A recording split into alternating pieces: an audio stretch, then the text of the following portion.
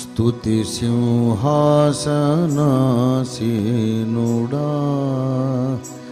యేసు రాజా దివ్య తేజ. స్తుతి సింహాసనాసీనుడా యేసు రాజా దివ్య తేజ.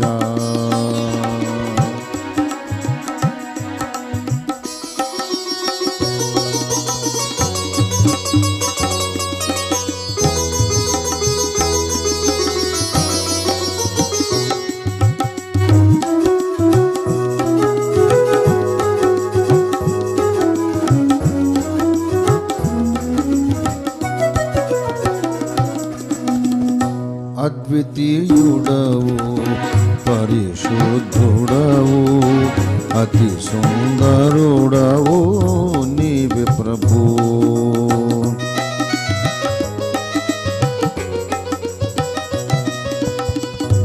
అద్వితీయుడవు పరిశుద్ధుడవు అతి సుందరుడవు నీవే ప్రభు.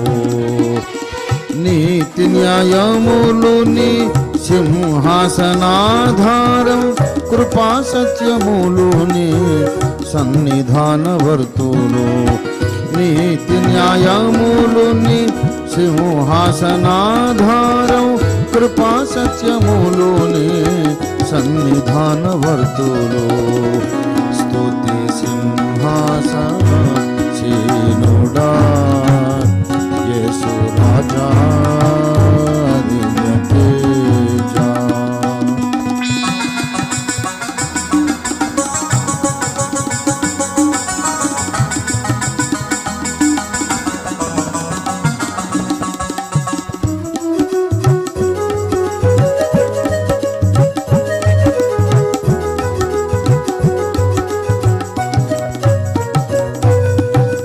బలియో అర్పణ కోరవు నీవు బలి అయితివి నా దోషముకై.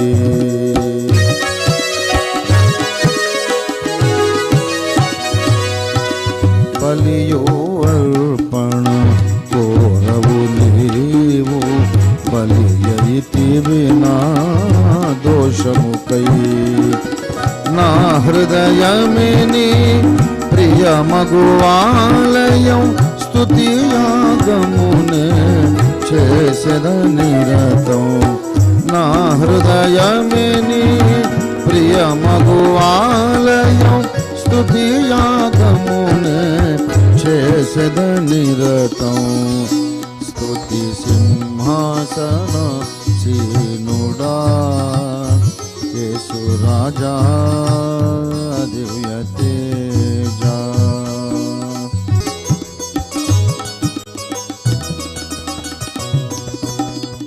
పూరధ్వనులే నింగిలో మ్రోగగా రాజాధిరాజ నీవే వచ్చు వేళ.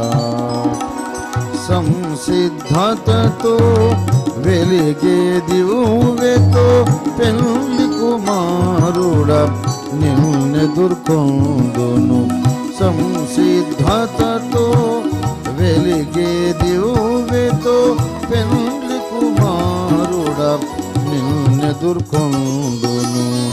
స్తుతి సింహాసనాసీనుడా యేసు రాజా దివ్య తేజ. స్తుతి సింహాసనాసీనుడా యేసు రాజా దివ్య తేజ.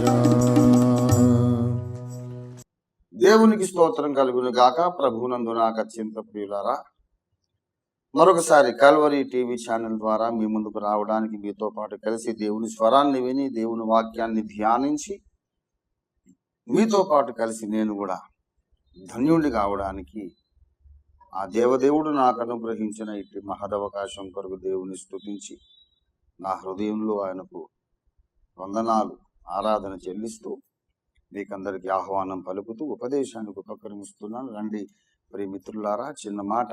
మీకా ప్రవచన గ్రంథం 5వ అధ్యాయములో నుండి 2వ వచనాన్ని మూలవాక్యంగా చదువుకొని మనము ధ్యానాన్ని ప్రారంభించుకుందాం. దయచేసి చిత్తగించండి, నేను చదువుతున్నాను. బెత్లెహేము ఎఫ్రాతా, యూదావారి కుటుంబములలో నీవు స్వల్ప గ్రామమైనను నా కొరకు ఇశ్రాయేలీయులను ఏలబోవాడు నీలో నుండి వచ్చును. పురాతన కాలం మొదలుకొని ఆయన ప్రత్యక్షమగుచూ ఉండెను. చిన్న మాట ప్రార్థన చేసుకుందాం. ప్రేమ కలిగిన మా మహాపరిశుద్ధ తండ్రి, దిగివచ్చి మాతో మాట్లాడండి. మా కన్నులు తెరిచి నీ యొక్క వాక్యములోని నిగూఢమైన సంగతులు, మాకు అత్యవసరమైన సంగతులు, మాకు రక్షణకరమైన సంగతులు బయలుపరిచి మేము నడుచుకునవలసిన మార్గం ఏమిటో మాకు స్పష్టంగా చూపించదు, నడిపించమని, సహాయము చేయమని యేసు అద్భుత నామంలో స్తుతించి ప్రార్థిస్తున్నాము తండ్రి. ఆమేన్, ఆమేన్. ప్రభునందు నాకు అత్యంత ప్రియులారా, ఈ భూ ప్రపంచాన్ని మొత్తాన్ని ఒకే రాజ్యముగా చేసి పరిపాలించాలని ఎందరో మహారాజులు, చక్రవర్తులు కలలు కన్నారు. వారిలో మొట్టమొదట విజయాన్ని సాధించినటువంటి రాజు బబులోను రాజైన నెబుకద్నెజరు. నేను చెప్పేది చరిత్ర, కల్పిత కథలు కాదు, పౌరాణిక గాథలు కాదు. This is not myth I'm sharing with you. This is hard core history of man kind. ఈ భూమండలం అంతటిని ఒక రాజ్యముగా చేసి ఏలాలి అని కలలు గని అది నెరవేర్చుకున్న మొట్టమొదటి మహారాజు బబులోను మహారాజైన Nebuchadnezzar, the first world emperor. But let me tell you, he never ruled India. భారతదేశాన్ని అయితే పరిపాలించలేదు, కానీ అతడు ప్రపంచ రాజుగా ఈనాటికి హిస్టరీలో మనం నేర్చుకుంటాం, మనం చదువుకుంటాం. మీరు బిఏ చదువుకుంటే, వరల్డ్ హిస్టరీ మీరు చదువుకుంటే 4 ప్రపంచ సామ్రాజ్యాలు ఉండినవి. మొదటి సామ్రాజ్యం బబులోను సామ్రాజ్యము, 2వ ప్రపంచ సామ్రాజ్యం మాదియా పారసీక మీడో పర్షియన్ ఎంపైర్, 3వ సామ్రాజ్యం అలెగ్జాండ్రియన్ గ్రీక్ ఎంపైర్, 4వది రోమా సామ్రాజ్యం అని మనకు చరిత్ర పుస్తకాల్లో రాయబడింది.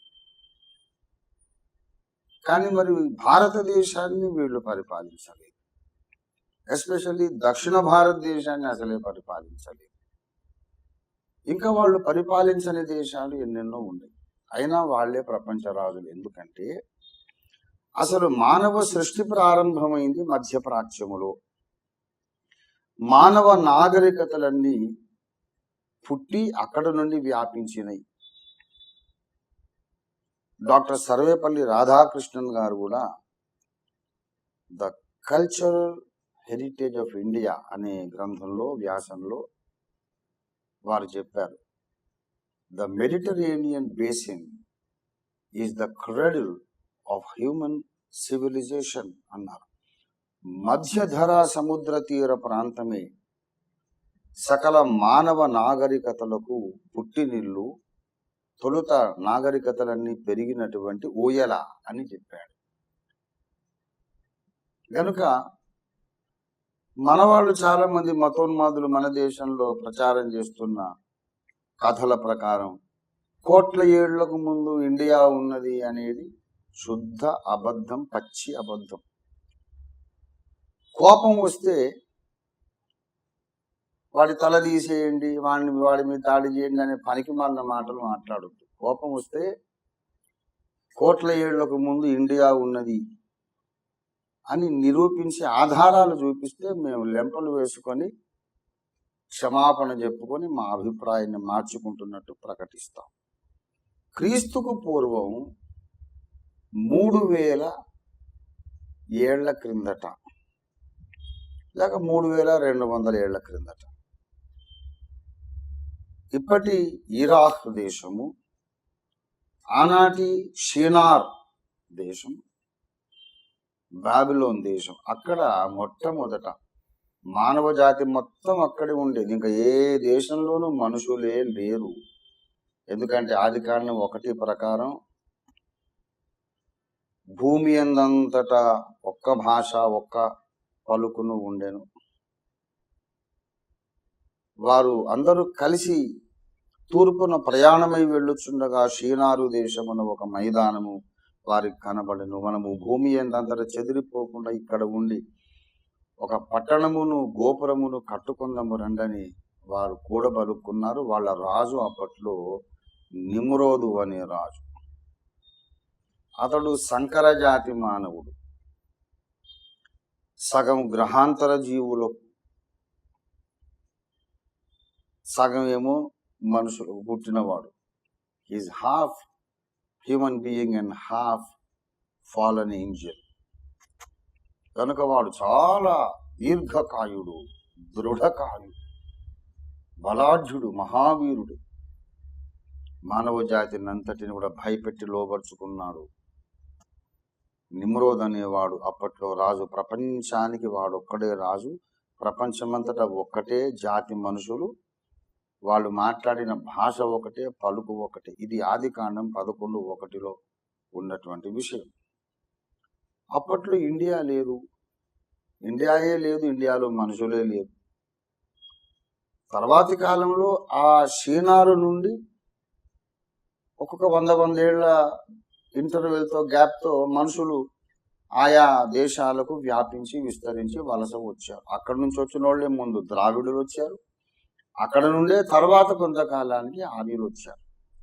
ఆర్యులైనా, ద్రావిడులైనా, యూదులైనా, హెబ్రియులు, రష్యా వాళ్ళు, చైనా వాళ్ళు, జపాన్ వాళ్ళు, యూరోపియన్ తెగలవాళ్ళు, మంగోలియన్ తెగలవాళ్ళు, ఎవరైనా ఆ బాబెలు గోపురం దగ్గర నుంచి వచ్చిన వాళ్ళే.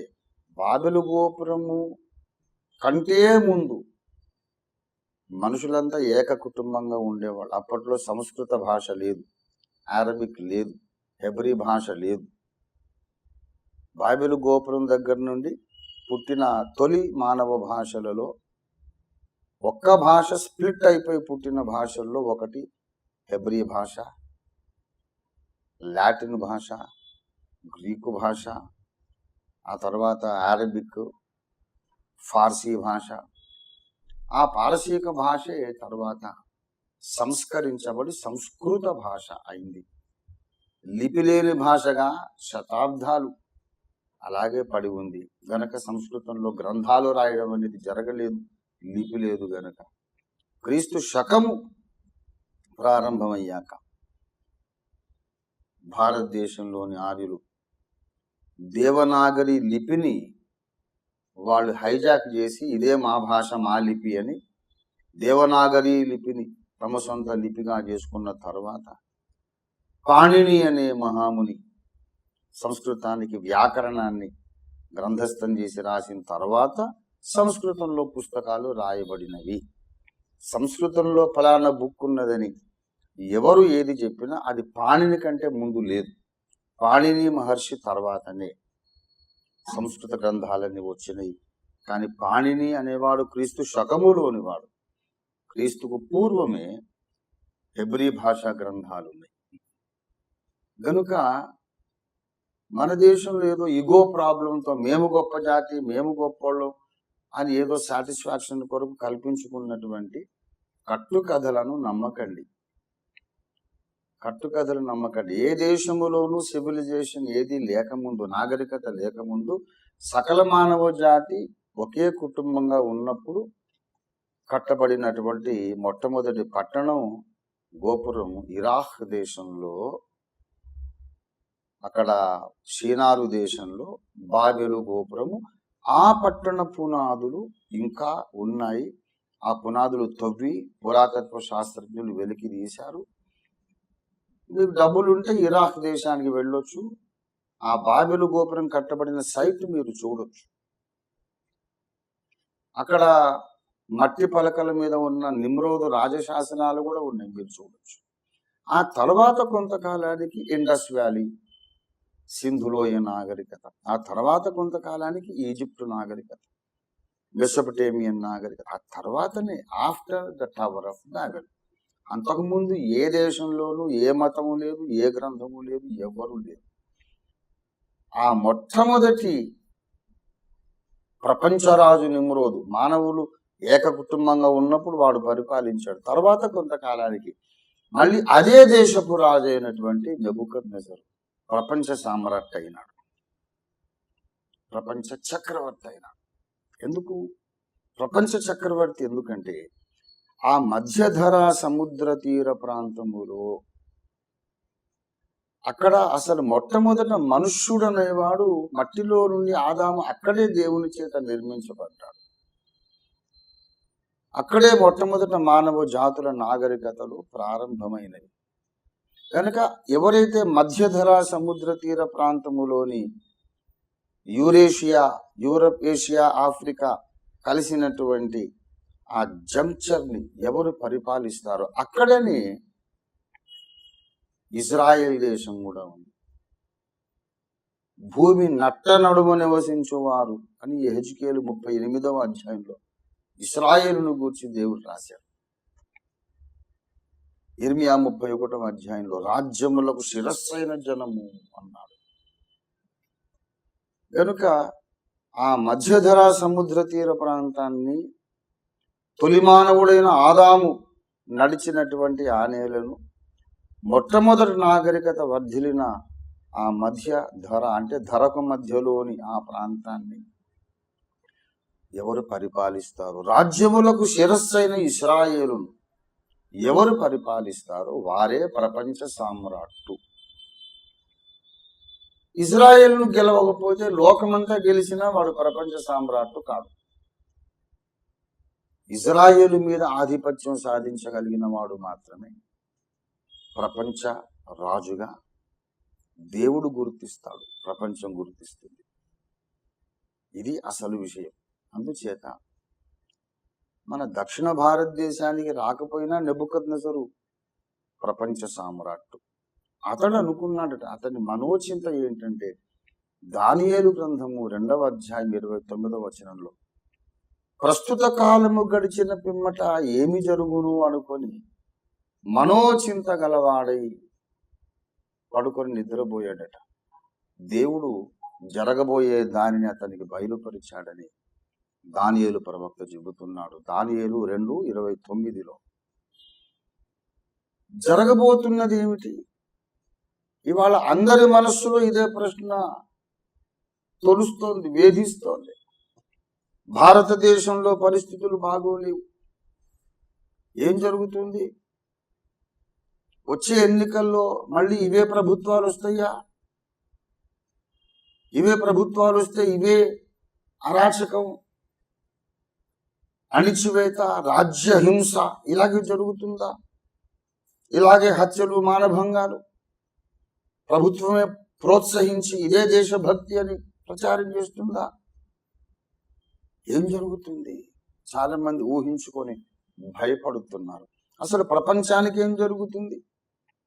అమెరికాకు ఆర్థిక సంక్షోభమట, ఇంగ్లాండ్, గ్రేట్ బ్రిటన్కి ఆర్థిక సంక్షోభమట, రష్యా కూడా ఆర్థికంగా చిక్కుల్లో పడిందట. ఈ ప్రపంచం ఏమవుతుంది? ప్రభునందు ప్రియులారా, ఈ ప్రశ్న ఎవరెవరికి మనస్సులో తొలుస్తూ బాధ పెడుతూ ఉందో వాళ్ళందరికీ బైబిల్ ఒక్కటే దిక్కు. ఎందుకంటే జరగబోతున్న దానిని ఖచ్చితంగా చెబుతున్న ఏకైక గ్రంథం బైబిల్. బైబిల్ మానవ జాతి ప్రారంభాన్ని గూర్చి ఖచ్చితమైన సమాచారం ఇస్తుంది, శాస్త్రీయ సమాచారం ఇస్తుంది. మానవ జాతి యొక్క ముగింపు ఎలా ఉండబోతుందో, ఈ మానవ ప్రపంచం నివసించే ఈ భూప్రపంచం, ఈ భూగోళము యొక్క అంతం ఎలా ఉండబోతుందో బైబిల్ ఒక్కటి మాత్రమే ఖచ్చితమైన సమాచారం ఇస్తుంది. ఇంకా ఎవరికి ఇష్టం ఉన్నా లేకపోయినా బైబిలే దిక్కు. మీరు ఏమైనా చెప్పుకోండి, మా మతం గొప్పది, మేము నమ్మిందే గొప్ప ధర్మము అని మీరు ఏదైనా చెప్పుకోండి, మీ ఇష్టం. మీకు ఆ అధికారం ఉంది, హక్కు ఉంది, అది మీ ప్రాథమిక హక్కు. ఏదైనా నమ్మండి, ఏదైనా మాట్లాడండి. వాక్ స్వాతంత్రం ఉంది, భావ స్వాతంత్రం ఉంది, మత స్వాతంత్రం ఉంది. కానీ సత్యం మాత్రం బైబిల్లో ఉంది, ఇంకెక్కడ లేదు లేదు లేదు లేదు లేదు. మానవ జాతి ఎలా పుట్టిందో బుద్ధుడిని అడగండి, చెప్తాడా? మానవ జాతి ఎప్పుడు ఎలా పుట్టిందో వేదాలను అడగండి. ఎప్పుడు మొదటి మానవుడు ఎప్పుడు పుట్టాడు? బైబిల్ మాత్రం ఖచ్చితంగా చెబుతుంది. బైబిల్ చెబుతున్నటువంటి ఆ తారీఖు, మొదటి మానవుడు నిర్మించబడిన తారీఖు కంటే ప్రాచీనమైన నాగరికత ఎక్కడా ఇప్పటిదాకా శాస్త్రజ్ఞులు కనుక్కోలేకపోయారు. ఋగ్వేదంలో ఒక మాట ఉంది, మానవుని రక్తము, ఎముకలు, మాంసము మట్టిలో నుండి ఎప్పుడు పుట్టినవి అనే ఒక ప్రశ్న ఉంది ఋగ్వేదంలో. అంటే మొత్తం మీద మట్టిలో నుంచే మనిషి వచ్చాడనే సంగతి ఋగ్వేదము చెప్పింది. బైబిల్ అయితే స్పష్టంగా చెప్పింది, దేవుడు నేల మట్టితో నరుని నిర్మించి వాని నాసిక రంధ్రముల్లో జీవవాయువును వదగా వాడు జీవాత్మ ఆయన. ఇంత ఖచ్చితంగా స్పష్టంగా బైబిల్ చెప్పింది. మొదటి మానవుడు ఎలా పుట్టాడు, అతనికి భార్య ఎలా వచ్చింది, వాళ్ళ పిల్లలు ఎలా వర్ధిల్లారు, ఏ విధంగా ఎన్ని జాతులుగా విడిపోయారు, ఎన్ని భాషలు ఎలాగొచ్చినాయి, బైబిల్ ఒకటే చెబుతోంది. భవిష్యత్తు కూడా బైబిలే చెబుతోంది. వాళ్ళందరికీ, భవిష్యత్తును గురించి ఆలోచిస్తున్న మేధావులందరికీ, మీరే ఆలోచన పరులైతే మీకు కూడా బైబిల్ ఇస్తున్న సమాధానం జ్ఞాపకం పెట్టుకోండి. మీకా ప్రవచన గ్రంథం 5వ అధ్యాయంలో, నా కొరకు ఇశ్రాయేలీయులను ఏలబోవువాడు బెత్లెహేము నుండి వచ్చును. ఇది యేసుక్రీస్తు పుట్టుకను గురించిన ప్రవచనం. ఖచ్చితంగా ప్రవక్త ఈ మాట చెప్పిన తర్వాత 500 ఏళ్ల తర్వాత అక్షరాల నెరవేరింది.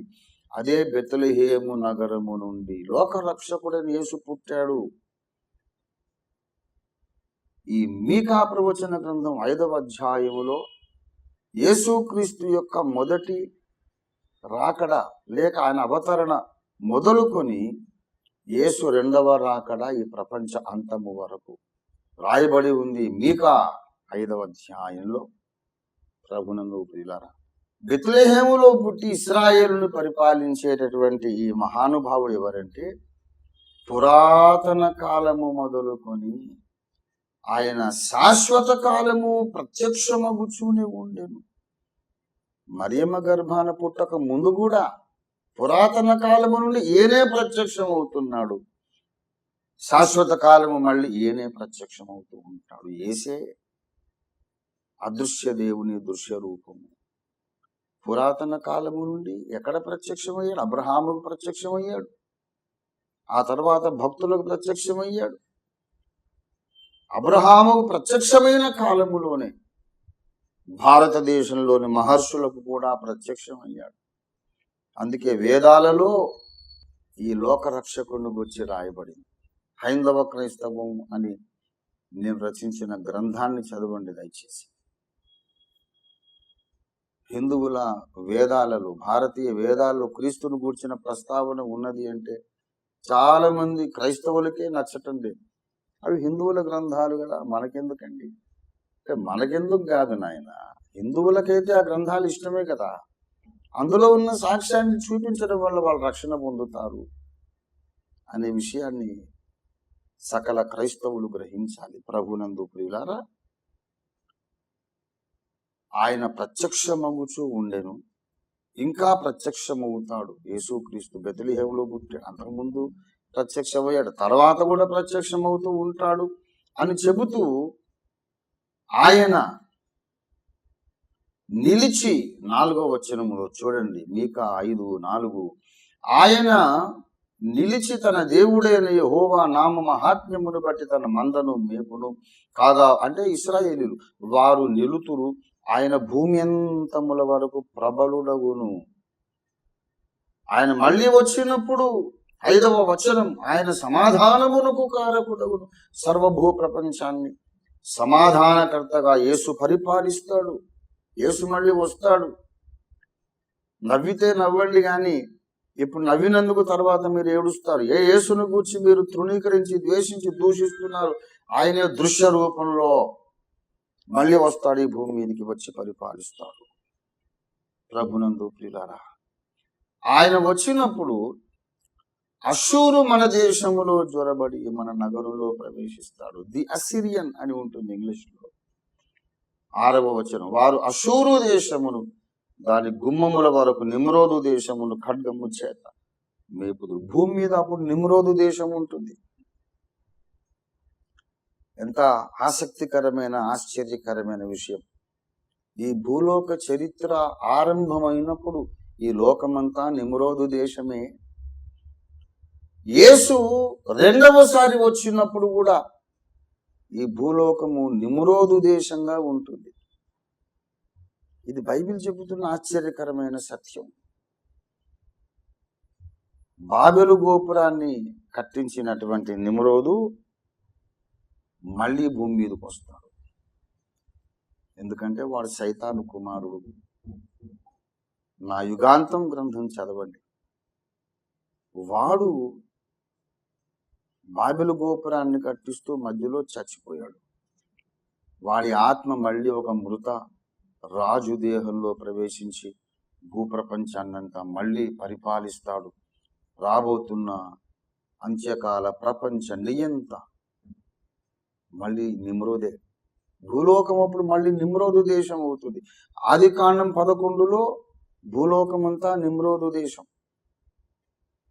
మీకా 5వ అధ్యాయం ప్రకారం అంత్యకాలంలో యేసు రాకడ సమయంలో భూలోకమంతా మళ్ళీ నిమ్రోదు దేశం. నిమ్రోదే వచ్చి భూలోకం అంతటిని ఆక్రమించుకొని నేనే దేవుడను, నన్ను ఆరాధించండి అని చెబుతాడు. అప్పుడు మన దేశంలో ఉన్నటువంటి ఈ యొక్క జాతీయవాదులు సనాతన ధర్మం మాది అని చెప్పుకుంటున్న వీళ్ళు చెప్పేది కూడా వాడు వినడు. వాడు అరబ్ దేశం నుంచి వస్తాడు. మిలిటరీ శక్తితో అన్ని దేశాలు ఆక్రమించుకుంటాడు. అందులో భారతదేశం కూడా ఉంటుంది. చచ్చినట్టు అందరూ ఆ నిమ్రోదునే, అంత్యకాల ప్రపంచ నియంతనే ఆరాధించాల్సి వస్తుంది. వాడిని ఆరాధించకపోతే అన్నం మెతుకులు ఉండవు ఎవరికి కూడా. ఇది ప్రకటన గ్రంథం 13వ అధ్యాయం చెబుతుంది. బైబిల్ను ఏదో బూత్ గ్రంథం అని, మ్లేచ్చుల గ్రంథం అని దూషించి పిచ్చి కూతలు పోయకండి. రేపొద్దున నెత్తి నోరు కొట్టుకొని ఏడుస్తారు. బైబిల్ ఖచ్చితమైన దేవుని గ్రంథం, భవిష్యత్తును చెబుతున్న గ్రంథం. వచ్చే ఎన్నికల్లో ఎవరైనా గెలవనియండి, త్వరలోనే అన్ని దేశాల ప్రభుత్వాలు రద్దయిపోతాయి. చాలా కాలము కిందట చనిపోయిన నిమ్రోదు ఆత్మ మళ్ళీ ఒక రాజు శరీరంలో దూరివాడు మళ్ళీ భూలోకాన్ని నియంతగా పరిపాలిస్తాడు. నేనే దేవుణ్ణి, నన్ను ఆరాధించండి అని డిమాండ్ చేస్తాడు. వాణ్ణి ఆరాధిస్తారు భూప్రజలందరూ కూడా. ఆ కాలంలో క్రైస్తవులకు ఘోరమైన హింసలు జరుగుతాయి. అనేక మంది క్రైస్తవులు చిత్రవదలు అనుభవించి హతసాక్షులుగా మరణిస్తారు దేవుని కోసం, సత్యం కోసం. ఆ శ్రమల కాలం తరువాత బెత్లెహేములో పుట్టిన నజరేయుడైన యేసు మళ్ళీ భూమి మీదకి వస్తాడు. ఆ నిమ్రోదు యొక్క మరొక అవతారమైన ఆ సిరియా రాజు లేక అషూరు రాజును సంహరించి ఈ భూలోకమంతటిని యేసు 1000 సంవత్సరాలు పరిపాలిస్తాడు. ఇది జరగబోతున్న చరిత్ర గనక సకల ప్రజలు గ్రహించండి. యేసు మళ్ళీ వస్తాడు. ఆయన బెత్లెహేములో పుడతాడని చెప్పింది 500 ఏళ్ళు అయినాక నెరవేరింది కదా, ఖచ్చితంగా మనకు తెలుసు కదా. యేసు మళ్ళీ వస్తాడు, నిమ్రోదు దేశమును ఆక్రమించుకుంటాడు, భూప్రపంచాన్ని ఏలుతాడని, భూమి అంతముల వరకు ఏలుతాడని చెప్పిన మాట ఎందుకు నెరవేరదనుకుంటున్నారు? బెత్లెహేములో పుడతాడనే మాట నెరవేరింది కదా. అదే అధ్యాయంలో యేసు మళ్ళీ వచ్చి భూలోకాన్ని పరిపాలిస్తాడనే మాట ఎందుకు నెరవేరదు? ఆత్మవంచన చేసుకోకండి, మిమ్మల్ని మీరు మోసం చేసుకోకండి. యేసు నిజమైన దేవుడు, రక్షకుడు. ఆయన్ని గూర్చి చెబుతున్న ఈ బైబిల్ గ్రంథం నిజమైన దైవ గ్రంథం. బైబిల్ను నమ్మండి. బైబిల్లో చెప్పబడిన రక్షకుడిని గూర్చి నమ్మండి. యేసుని మీ హృదయంలో చేర్చుకునండి. యేసు వచ్చిన తర్వాత నెత్తి నోరు కొట్టుకొని ఇప్పుడు బుద్ధి వచ్చింది నమ్ముకుంటానంటే కుదరదు. ఇప్పుడే నమ్మాలి. చేతులు కాలిన తర్వాత ఆకులు పట్టుకోకూడదు, ప్రయోజనం ఉండదు. యేసు రెండవ రాకడ తర్వాత యేసుని నమ్మడం కాదు, ఇప్పుడే యేసుని మీ హృదయంలో చేర్చుకుంటే రెండవ రాకడలో మీరు యేసుతో పాటు 1000 ఏళ్ళు భూమిని పరిపాలిస్తారు. తర్వాత యుగ యుగాలు విశ్వాన్ని పరిపాలిస్తారు. రాజ్యాన్ని మనకి ఇవ్వడానికి, నరకము నుంచి రక్షించి మనల్ని రాజులుగా రాణులుగా చేయడానికి యేసు వచ్చాడు, మళ్ళీ రాబోతున్నాడు. జాగ్రత్త పడండి, సమయం మించిపోకముందే యేసు ప్రభువుని మీ రక్షకునిగా మీ హృదయంలో చేర్చుకొని ధన్యులు కండి. దేవుడు మీరు సహాయం చేయనుగాక. ప్రార్థన చేసుకుందాం. ప్రేమ కలిగిన మా మహాపరిశుద్ధ తండ్రి, జీవాధిపతి అయిన మా దేవ, నీ వాక్యం బయలు వెళ్ళింది. నీతి గల నీ నోటి మాట నీ దృష్టికి అనుకూలమైన దాన్ని నెరవేర్చి ఫలించినట్లు సహాయము చేయమని, విన్న ప్రతి ఒక్కరూ రక్షణ పొంది ధన్యులవుటకు సహాయము చేయమని యేసు పరిశుద్ధ నామములో స్తుతించి ప్రార్థిస్తున్నాం తండ్రి. ఆమేన్, ఆమేన్. అందరికీ వందనాలు. God bless each one of you.